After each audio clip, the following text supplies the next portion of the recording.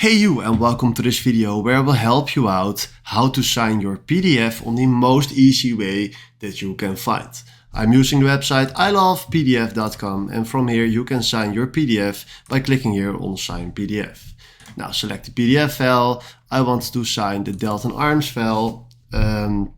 Who will sign this document? Just only me, but you can invite others to sign it too with this program. It's incredible, guys.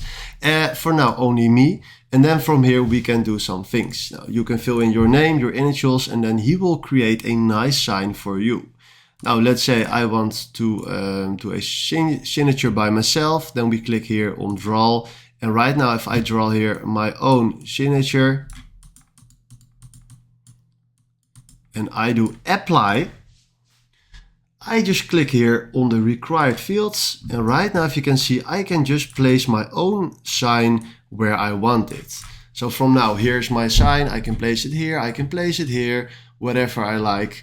And after this, if you do sign, he will sign the document, download file, click on the file, and right now this file got signed. So this is the easy or most easy way how you can sign a document. So if you found this video helpful, please consider subscribing and give this video a like. And then for now, thanks for watching.